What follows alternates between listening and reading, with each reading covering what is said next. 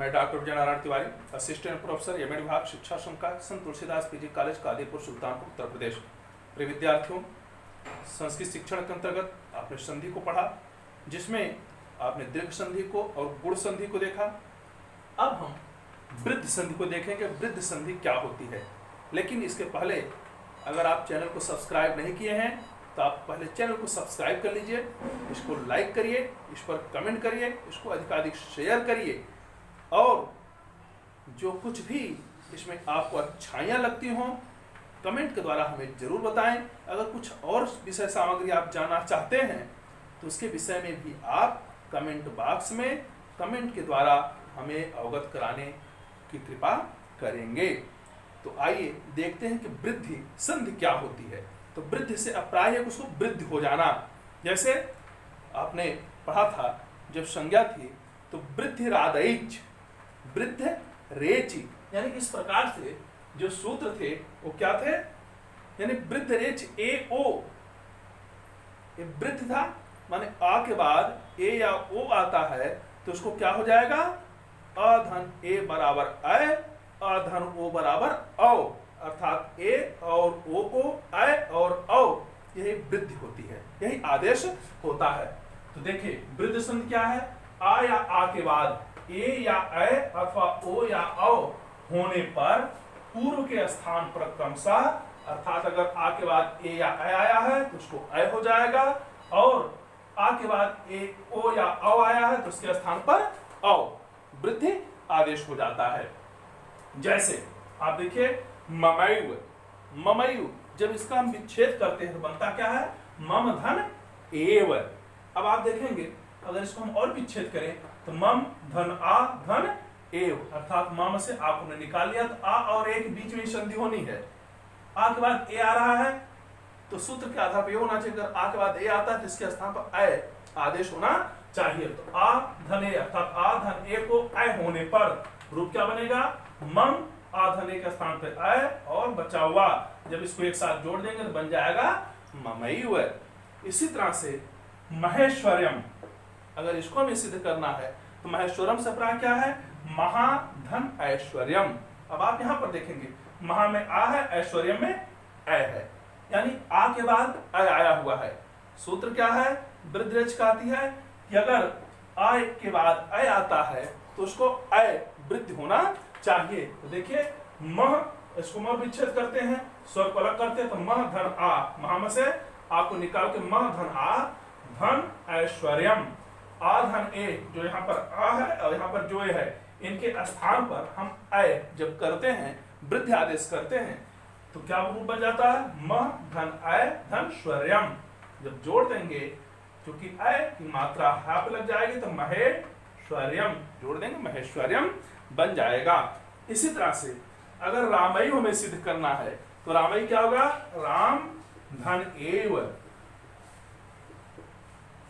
बराबर, यहाँ पर देखिए आ है और यहाँ पर अ है, आ और अ के स्थान पर अ आदेश हो जाएगा, इसलिए बन जाएगा रामैव। इसी तरह से तथैव, तथा धन एव, आप देखेंगे यहाँ पर भी आ है, यहाँ ए है तो आ धन ए मिलकर के अ की मात्रा होनी चाहिए, इसलिए था पे अ की मात्रा आ जाएगी, बन जाएगा तथैव।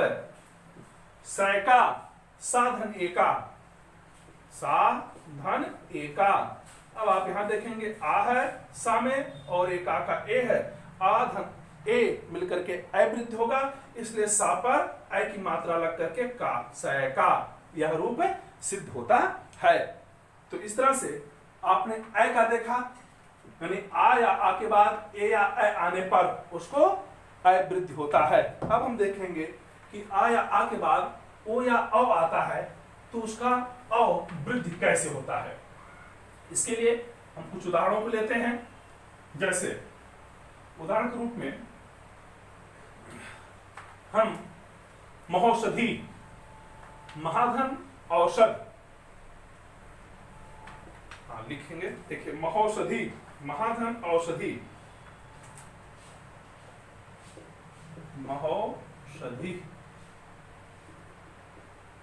बराबर क्या होगा, महाधन औषधि। अब आप देखेंगे यहाँ पर क्या है, यहाँ पर आ है, यहाँ पर औ है। आ के बाद औ आया है, इसलिए इसे वृद्धि होना चाहिए, अर्थात इन दोनों के स्थान पर आ धन ओ, औ बराबर औ, यह वृद्ध होगा। बन जाएगा महा मह धन औ धन षधि बराबर महौषधि, ये रूप बन जाएगा।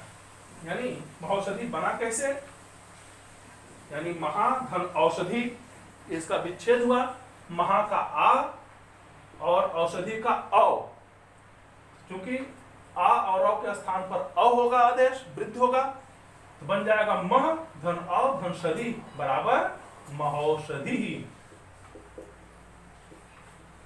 इसी तरह से जलौधा, जल जलौधा बराबर क्या होगा, जल धन औधः। अब आप देखिए जल में आ है, जल में क्या है आ, धन ओधा का ओ। अब इन दोनों के बीच में संधि होना है। आ धन ओ के स्थान पर जब हम अ करते हैं, अ आदेश होता है, तब जोड़िए आप जल धन औ धन ध बराबर जलौधः, ये रूप बन जाएगा। इसी तरह से गंगौधा, गंगा धन औधा, देखिए गंगौधः बराबर गंगा धन ओधः, क्या होगा, गंगा का आ ओधा का ओ, दोनों के स्थान पर हो जाएगा औ, बन जाएगा गंग धन औ धन धः, मिला देंगे हो जाएगा गंगौधः, गंगौधः। इस तरह से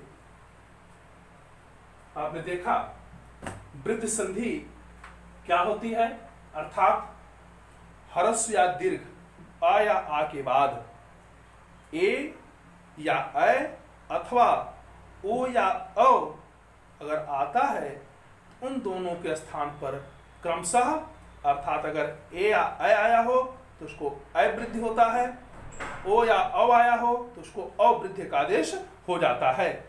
जैसे आपने तमाम उदाहरणों को देखा, तीन उदाहरणों के द्वारा ये समझने का प्रयास किया गया कि वृद्धि होती क्या है।